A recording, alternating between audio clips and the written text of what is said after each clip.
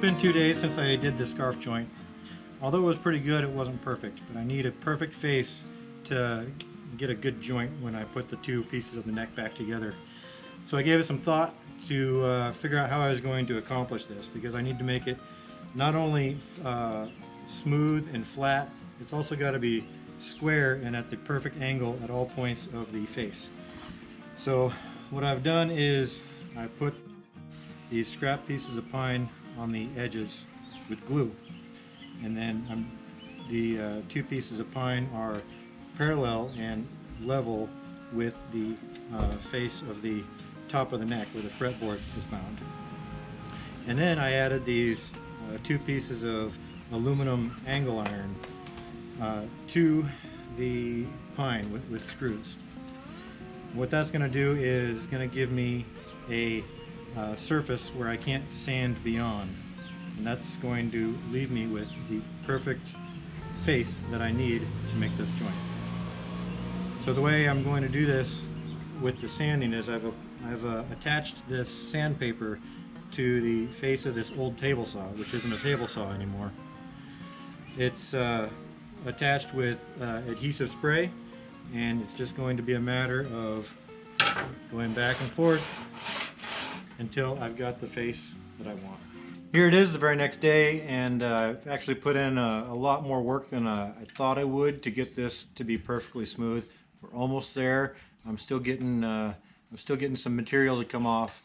I'm probably good enough as it stands, but I wanted to go ahead and demonstrate the use of the card scraper. I found this to be quite a bit more effective than going just with the sandpaper on a flat surface. But I've got, you can see here, these are the high spots that I've already kind of went through and identified. But like I said, we're probably good enough. I'm going to go ahead and show you the effectiveness of the card scraper. This is just a piece of steel with a dull edge on it, and we're going to go through and keep the edges on the rails. So then it just goes through and it takes off the ever slightest amount of material. You see it start to build up here on the top.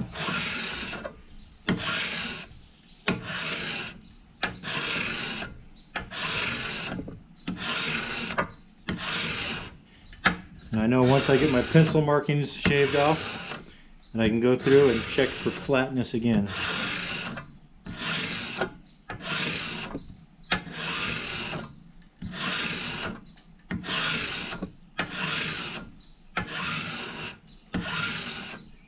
You see this?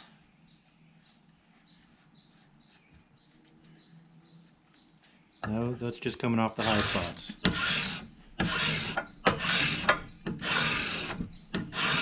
You don't have to go away from you, you can come towards you.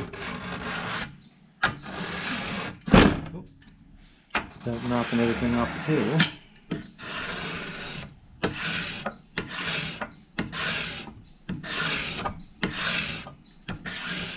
You can just go short strokes if you want.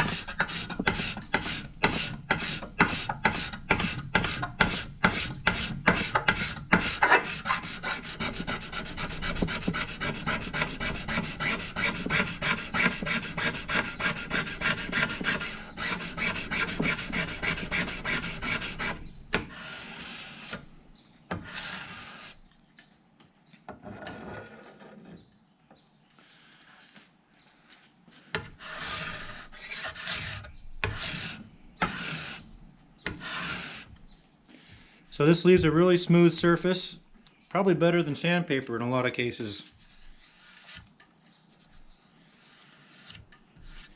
But I think I'm just about done. I'm going to call it quits after I get rid of all these pencil markings that I just put on the high spots.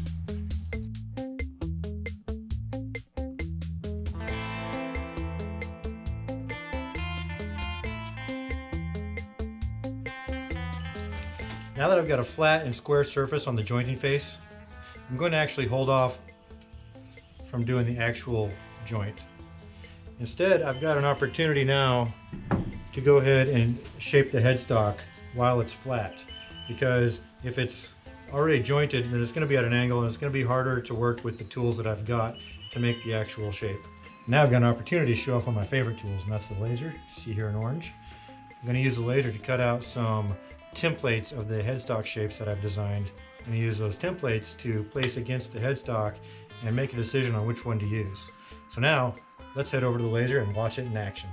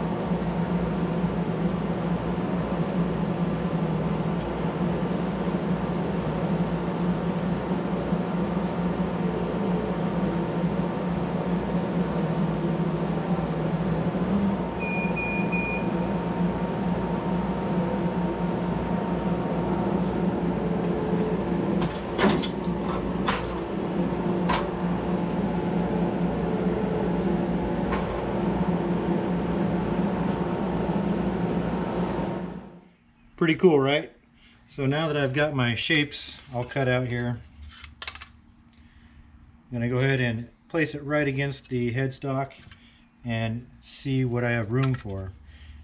First one I like is this one. It's kind of too long though. As you can see, here's the line for the nut. And I could make it work. Here's the line. I can make it work if I shorten this, and I don't need to add anything to the sides because it all fits within this 3 inch and 3 3/8 inch width of the blank. The other one I've got is shorter and fatter, and it all fits within the length that I've got to work with here. But I'm going to have to add some material to the sides, and I can get that material from right here and just join it back over here and glue it on. You're not going to be able to tell the difference unless you look really hard. But I think I'm going to go with this one. The other things that you probably saw getting cut out were these two pieces here, and these are just kind of some gauges that I've cut out which represent the width at the nut and the width at the bridge. And it's got these center points just to help me kind of line that up. So the neck is going to be joined on like this.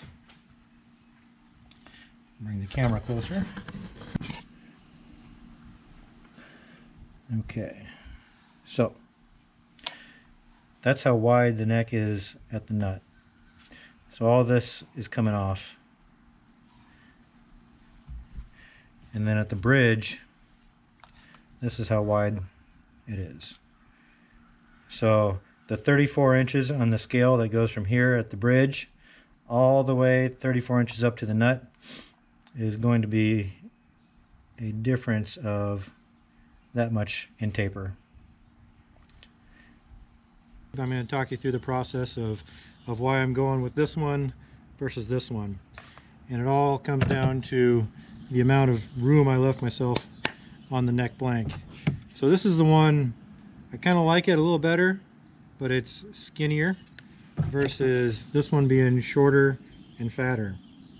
So the reason I'm not going to use this line is where the nut is, and you can see here that I'm just short of having enough space to get the full cut of this design. I could extend it with more glue, but I'm not going to do that. I'm going to go ahead and use this version, which will go right on here.